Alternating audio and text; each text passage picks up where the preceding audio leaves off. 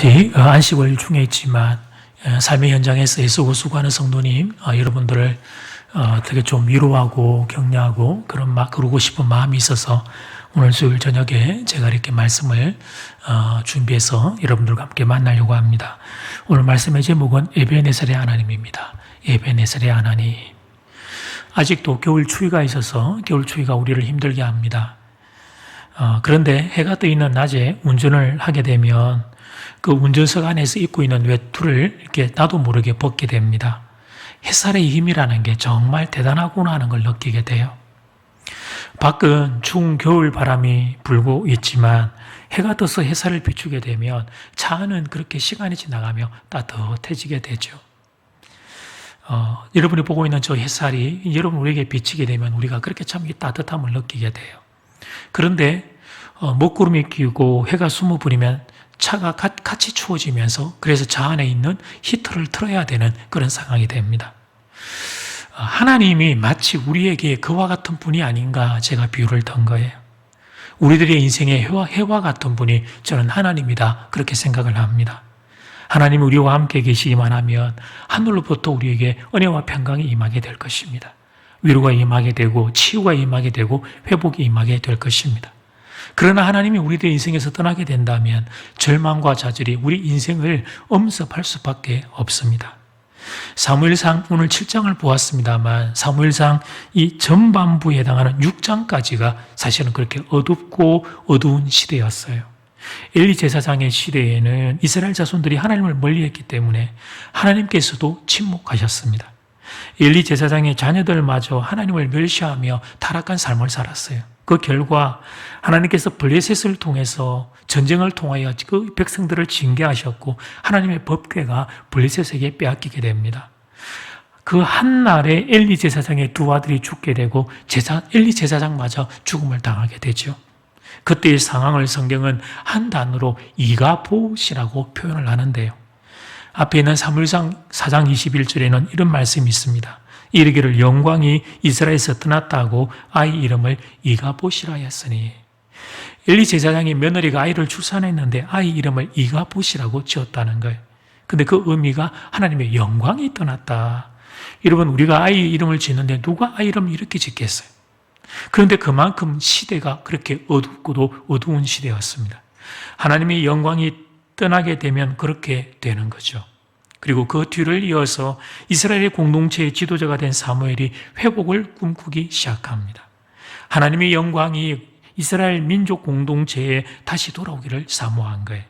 그렇다면 사무엘 선지자는 그 일을 어떻게 이루어냈을까?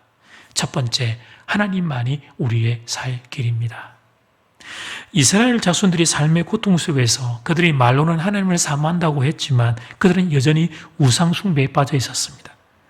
그러면서도 그들은 자기들이 지금 정말 핵심적인 문제가 무엇이기에 이런 어려움을 겪는지를 몰랐어요. 사무엘상 오늘 이 본문 2절을 보면 그가 기한 여름에 들어간 날부터 20년 동안을 오래 있은지라 이스라엘 온 족속이 여호와를 사모하니라. 여러분 이 표현을 보면 여호와를 사모했다라고 되어 있지만 말은 그렇게 되어 있지만 실제로 그들은 하나님을 그렇게 간절히 찾고 생각하지 않았어요. 사무엘 선지자가 이스라엘 자손들이 이 문제를 알고 있었던 거죠. 그리고 그 문제점을 고쳐야만 우리가 이 이가봇 떠났던 하나님의 영광이 다시 돌아올 수 있다고 말합니다. 그것이 3절 말씀. 사무엘이 이스라엘 온 족속에게 말하니라되 만일 너희가 전심으로 여호와께 돌아오려거든 이방 신들과 아스타로스를 너희 중에서 제거하고 너희 마음을 여호와께로 향하여 그만 섬기라. 그리하면 너희를 블레셋 사람의 손에서 건져내시리라. 그런데 이스라엘 자손들은 자신들의 문제가 무엇인지를 정확히 알지를 못했어요. 하나님을 사모한다고 말은 하고 있었지만 그들은 하나님의 임재의 상징인 법궤에 아무런 관심이 없어요. 그게 뺏겼는데도 어떻게 회복해야 될지 생각이 없죠. 그리고 여전히 그들은 말로는 하나님을 예배한다고 하면서 그들의 많은 시간과 그들의 많은 마음은 우상 숭배에 빠져 있습니다.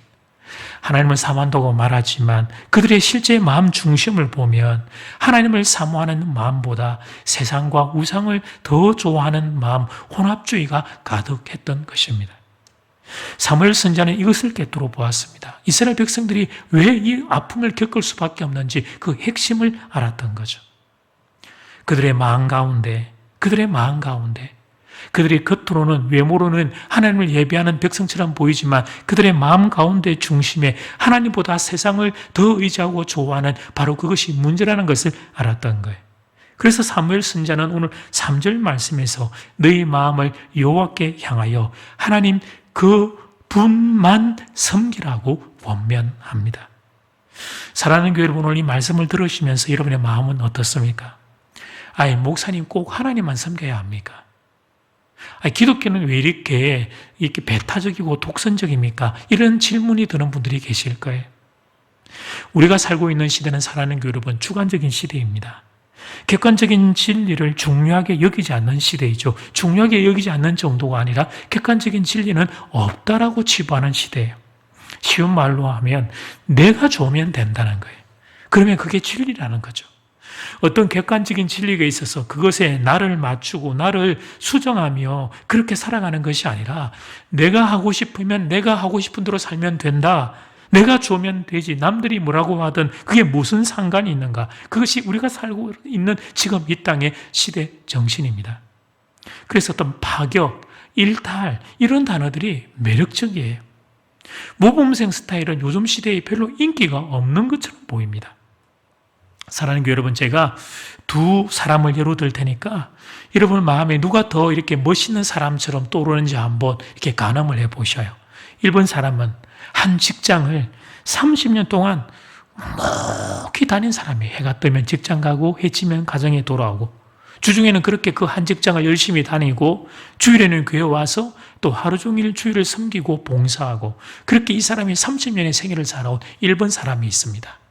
2번 사람은 세계를 다니고 싶은데 마음대로 그렇게 여행해서 다니면서 마음에 끌리는 대로 이 일도 하고 저 일도 하며 그렇게 자유롭게 살아가는 사람이 있습니다. 여러분은 이 둘 중에 어느 쪽에 더 마음이 끌리셔요?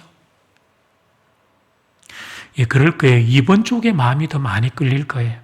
우리들 내면에 자유의지가 있는 데다가 또 우리가 살고 있는 이 시대가 주관적인 시대이기 때문이에요. 여러분, 우리가 바로 이런 시대에 살고 있고 이런 시대를 통과하는 중에 있어요. 그러나 사랑하는 교회 여러분, 객관적인 진리가 있습니다. 온 우주를 운행하며 통치하는 객관적인 진리가 존재합니다. 여러분, 바이러스에 감염되면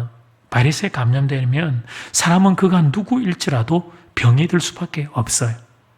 그래서 우리가 여러분 손을 씻고, 제가 이렇게라도 손도 닦습니다만 손을 씻고 우리가 마스크를 쓰고 하는 거죠. 그게 객관적인 진리입니다. 나는 자신 있다. 나는 바이러스에 끄떡없다. 그래서 마스크도 쓰지 않고 막 자기 마음대로 산다면 사람들이 많이 있는 곳에 심지어는 그 바이러스가 있다고 하는 그곳을 막 그렇게 드나들고 하면 결국 바이러스에 걸릴 수밖에 없습니다. 온 우주를 운행하고 통치하는 객관적인 사실과 진리가 있다는 거죠.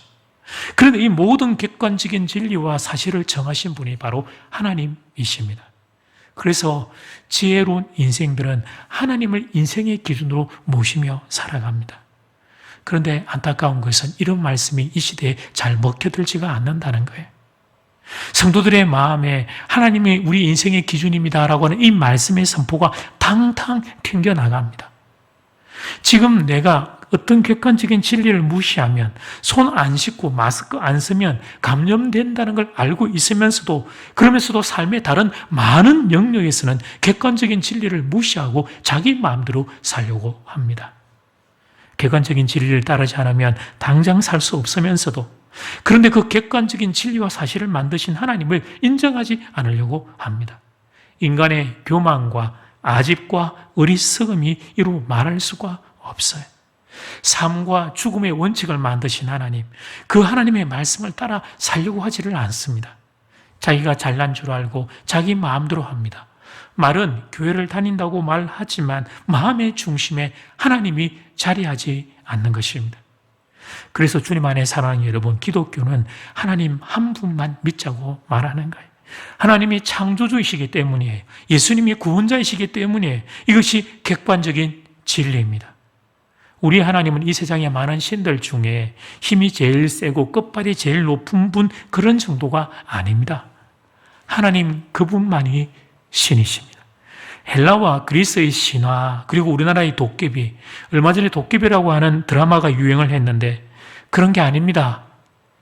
모든 것은 창조주 하나님 손 아래에 있습니다. 기타는 사람들이 만들어낸 허상 아니면 그 나머지 모든 것은 창조주 하나님의 손에 의해 만들어진 피조물에 불과합니다. 동남아에 단기 선교를 다녀보면 이런 경험을 하게 돼요. 캄보디아나 라오스나 태국이나 미얀마나 그 불교권에서 복음을 전하면 사람들이 잘 듣습니다. 그래서 영접 기도도 따라하기도 해요. 그래서 이제 그 사람들을 현지 선교 사람들에게 인수인계를 해드리고 저희들은 돌아오죠. 그런데 1년 뒤나 2년 뒤에 다시 돌아가서 선교사님께 말씀을 들어보면 그 사람들이 교회를 조금 나오다가 그 다음엔 잘 안 나온다는 거예요. 왜 그런가 그 내면을 살펴보니까 이 사람들이 예수를 믿을 때 어떻게 믿냐면 자기들이 믿고 있는 많은 신들, 한 100개, 200개 되는 신들 중에 하나로 더해서 플러스 알파로 믿는다는 거예요. 그러니까 비가 많이 오면 비의 신을 찾아가고 아이를 또 낳아야 되면 다산의 신을 찾아가고 또 수확을 해야 되면 가을에 수확을 해야 되는 그 곡식을 많이 주는 신을 찾아가고 상황의 때에 맞추어서 자기들이 믿고 있는 다른 신들을 찾아가게 된다는 거예요.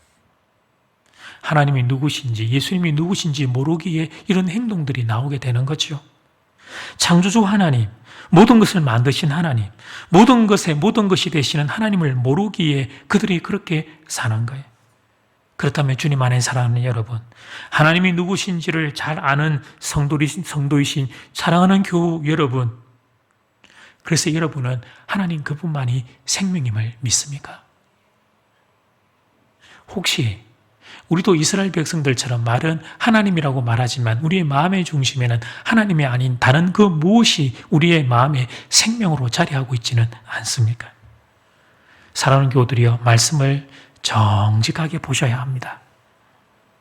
이스라엘 백성의 문제는 하나님을 예배하지 않는 게 아니었어요. 그들은 우리보다 더 정성을 다해 예배하고 했을 거예요. 그러나 그들은 하나님을 예배한다고 했지만 그들의 마음의 중심에 그들의 왕은 하나님은 하나님이 아니라 세상, 우상, 세상의 다른 것들이 자리하고 있었던 것입니다. 그래서 오늘 말씀은 그들에게만 주어지는 말씀이 아니라 우리들도 거울처럼 비추는 말씀이에요. 하나님 그 한 분만을 의지하고 바라보지 아니하고 세상에 다른 많은 것들을 우리가 더 많이 의지하고 살아간다면 우리 또한 이스라엘 백성처럼 우상 숭배를 하고 있는 겁니다. 아니 목사님, 제가 교회를 얼마나 열심히 다니는지 모르는데 저보고 우상 숭배를 한다니요. 그런 생각하는 분들을 위해서 신약 성경에 있는 말씀, 다른 말씀 하나를 소개하자면 골로새서 3장 5절은 이렇게 선언합니다. 탐심은 곧 우상 숭배니라. 쉬운 말로 하면 하나님보다 더 사랑하는 것, 그게 탐심이고 그게 곧 우상 숭배라 하는 거예요. 성경은, 사무엘 선지자는 우리가 이 부분을 바로 잡아야 한다, 오늘 말씀을 통하여 그렇게 권면합니다. 사랑하는 여러분, 오늘 본문에 유명한 그 지명이 하나 나오죠. 미스바 기도회는 유명한 장소이며 기도회 공간입니다. 그래서 여러분, 지금 이 시대에도 세월이 많이 지난 이 대한민국 땅에서도 이런저런 기도회의 이름들 중에 미스바 기도회라고 하는 이름이 많이 붙어 있습니다. 그런데 그렇게 미스바 기도회를 많이 하고 있는 그런 우리를 향하여 오늘 성경이 질문합니다. 왜 기도회를 하느냐는 거예요. 도대체 뭘 바라보며 기도하느냐는 거죠. 사랑하는 교회 여러분, 선행 조건이 있습니다. 그것은 하나님만 바라보는 것입니다. 하나님이 생명이며 하나님이 축복이라고 하는 이 사실을 붙잡고 하나님 그분을 바라보는 것입니다. 미스바라고 하는 장소와 이름이 중요한 게 아닙니다. 아무리 수천 수만 명이 모여도 하나님을 전적으로 의지하지 않는 이들이 모여 기도회를 한다면 그곳에는 하나님의 은혜가 임하지 않을 것입니다. 그렇다면 어떻습니까? 사랑하는 교회 여러분, 여러분은 지금 하나님을 바라보고 있습니까? 아니면 이 세상도 바라보고 하나님도 바라보고 그러는 중입니까? 오늘 말씀이 우리에게 촉구합니다. 하나님만 바라보아라. 하나님만 섬기라. 하나님만 예배하라. 하나님만 의지하라. 하나님만 사모하라. 지금 이 시간 여러분의 마음이 그렇게 되기를 주의 이름으로 축복합니다. 두 번째, 하나님께 부르짖어 기도했습니다. 하나님 그분만이 생명과 축복이라고 하는 생각을 가지고 마음의 중심을 하나님은 내 인생의 왕으로 모시고 바라보는 것이 미스바 기도의 핵심이며 오늘 본문의 결론에서 만나게 될 여기까지 우리를 하나님이 도우셨다는 에베네셀의 하나님을 만나는 길이라는 것을 첫 번째 단락에서 우리가 살펴보았는데 그 다음 두 번째는 뭐냐면 그래서 그 하나님 앞에 엎드려 간절히 부르짖어 기도하는 겁니다. 8절 말씀 이스라엘 자손이 사무엘에게 이르되 당신은 우리를 위하여 우리 하나님 여호와께 쉬지 말고 부르짖어 우리를 블레셋 사람들의 손에서 구원하시게 하소서 하니 이스라엘 백성이 사무엘 선지자에게 부탁합니다. 우리를 위하여 쉬지 말고 엎드려 하나님께 부르짖어 기도를 좀 해주십시오. 그랬더니 사무엘 선지자가 정말 그렇게 합니다. 9절 말씀 사무엘이 젖 먹는 어린 양 하나를 가져다가 온전한 번제를 여호와께 드리고 이스라엘을 위하여 여호와께 부르짖음에 여호와께서 응답하셨더라. 사무엘 선지자가 하나님 앞에 부르짖어 기도하자 하나님이 응답하십니다. 하나님이 그래서 블레셋 군대에 우박을 내리시고 이스라엘 군사들에게 승리를 선물로 안겨주십니다. 주님 안에 사랑하는 여러분, 왜 부르짖어 기도해야 합니까? 조용히 여러분 묵상 기도를 드리면 안 됩니까? 오늘 본문은 여러분 기도의 스타일, 기도의 종류에 대한 이야기를 하는 게 아닙니다. 기도는 부르짖어 하셔도 되고 조용히 묵상 기도를 하셔도 되고 무엇을 하셔도 다 상관없어요. 지금 개인적으로 홀로 지금 인터넷 영상 예배를 드리거나 가정에서 가족들이 영상 예배를 드리는 가운데 크게 부르짖어 기도할 수 없겠죠. 층간 소음이 발생할 수 있고 또 주변에 다른 사람들이 있으니까 그렇게 기도할 수는 없겠죠. 오늘 본문은 그런 기도의 스타일과 종류를 이야기하고 싶은 게 아니에요. 부르짖어 기도했다는 것은 절박함의 표현이에요. 절박함에. 나는 아무것도 아니고 하나님이 전부이십니다. 나는 아무것도 할 수 없고 오직 하나님만이 우리의 구원이십니다. 사무엘도 이스라엘 백성도 그런 절박한 마음으로 하나님 앞에 엎드리고 있습니다. 그래서 오늘 본문 6절을 보면 금식했다는 표현도 나오고 있는 거죠. 그만큼 간절했던 거예요. 하나님의 영광, 이가봇으로 떠났던 하나님의 영광이 우리 가운데 다시 임하기를 간절히 사모했던 것입니다. 하나님이 우리를 도와주셔서 우리 민족을 블레셋으로부터 지켜주시기를 간절히 기도했던 것입니다. 그리고 그 위에 하나님의 은혜가, 하나님의 회복이, 하나님의 영광이 임하게 됩니다. 그리고 이스라엘 민족이 다시 살아나는 기적을 체험하게 됩니다. 그리고 사무엘 선지자는 이스라엘 백성과 함께 성전비 하나를 세우게 되는데 그게 오늘 우리가 마지막으로 보았던 12절 말씀이에요. 12절은 여러분 각자의 우리 흩어진 자리들에서도 12절 말씀은 같이 한번 읽어볼까요? 사무엘이 돌을 취하여 미스바와 센 사이에 세워 이르되 여호와께서 여기까지 우리를 도우셨다 하고 그 이름을 에베네셀이라 하니라. 에베네셀이라 그 뜻이 뭐냐면 여호와께서 여기까지 우리를 도우셨다. 여기까지는 지리적인 개념만이 아니라 어떤 상황, 환경, 이런 상황, 이런 환경에서도 하나님이 우리를 도와주셨다. 에베네셀의 하나님 말이죠. 바라기는 사랑하는 교회 여러분 모두 여호와가 우리를 여기까지 도우셨다. 에베네셀의 하나님을 고백하는 은혜가 여러분 모두에게 임하기를 주 이름으로 축복합니다. 이 에베네셀의 하나님을 나의 하나님으로 고백할 수 있는 비결은 두 가지. 1. 하나님만이 우리의 살 길임을 믿는 것입니다. 2. 간절한 마음으로 그래서 하나님 앞에 엎드려 기도하는 것입니다. 한 여자 성도님의 바쁜 일정을 소개한 그런 기독교 유머집을 제가 본 적이 있어요. 월요일은 달 월자이기 때문에 초생들처럼 몸매를 날씬하게 가꾸기 위해 에어로빅을 하는 날로 정했다고 해요. 화요일은 불화자니까 요리 강습을 배우는 날이라고 합니다. 수요일은 물수자니까 수영하는 날이랍니다. 목요일은 나무목자니까 꽃꽂이 하는 날로 정했대요. 금요일은 쇠금자니까 금속공예를 하는 날이래요. 토요일은 흑토자니까 땅을 밟기 위해서 바깥에 좋은 곳에 나들이를 가는 날로 정했다라고 하는 그런 유머가 있어요. 한마디로 하면 스케줄이 꽉 차 있어요. 월요일부터 토요일까지 빡빡해요. 주일 하루 남았는데 또 그날은 이제 밀린 집안일도 하고 빨래해야 되고 또 친구들도 만나야 된다는 그 사회생활을 위해. 그러니까 이 사람의 인생에 예수님이 들어가실 틈이 없어요. 제가 여러분 지금 조금 극적인 예를 들었지만 많은 성도들이 이렇게 삽니다. 하나님을 예배한다고 하지만 남는 시간들에 예배합니다. 하나님을 생각한다고 하지만 정말 작은 신만 생각합니다. 여러분, 예배하는 게, 우리가 이 예배라고 하는 게 우리의 일주일의 삶의 시간이 이 정도니까 살아가는 동안 간절히 정말 간절히 주님 앞에 엎드려 살려달라고 기도해 본 적이 언젠지 기억이 가물가물해요. 주님에 대한 간절함, 그리고 주님이 역사하실 것에 대한 믿음이 그들의 마음 가운데 없어요. 사라졌고 그런 것이 없으니 여러분, 그런 기도를 통하여 에베네셀의 하나님의 경험이 없으니 또 기도가 이어지지 못하는 거죠. 그래서 한평생 예수를 믿었지만 에베네셀의 하나님이 어떤 하나님인지를 모르는 거예요.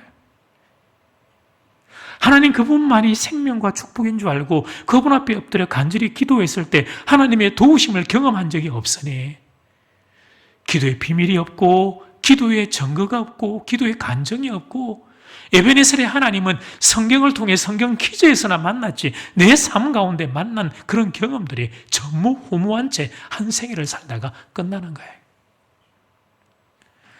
사랑하는 교회 여러분, 저는 여러분이 에베네셀의 하나님 만나게 되기를 축복합니다. 에베네셀의 하나님이 여러분의 가정과 우리의 교회와 이 나라 이 민족을 지켜주시기를 간절히 소원합니다. 에베네셀의 하나님 오셔서 이 땅의 바이러스를 쫓아내어 주시옵소서. 물리쳐 주시옵소서. 무너지고 깨어진 이 땅의 곳곳의 영역들 위에 하나님의 영광이 나타나면 다시 회복될 줄 믿사오니 주여, 장전제일의 교들이 말씀드리며 기도할 때 이 땅 가운데 다시 한번 오셔서 우리의 에베네셀의 하나님이 되어 주시옵소서. 비결은 하나님만이 우리의 살 길임을 기억하는 것입니다. 이 간절한 마음으로 그 하나님 앞에 엎드려 기도하는 것입니다. 이 밤이, 이 시간들이 그런 시간들이 되기를 간절히 소원합니다. 그래서 여러분이 이 어려운 시간을 통과하며 에베네셀 하나님 만나는 은혜가 여러분 모두에 임하게 되기를 주의 이름으로 축복합니다.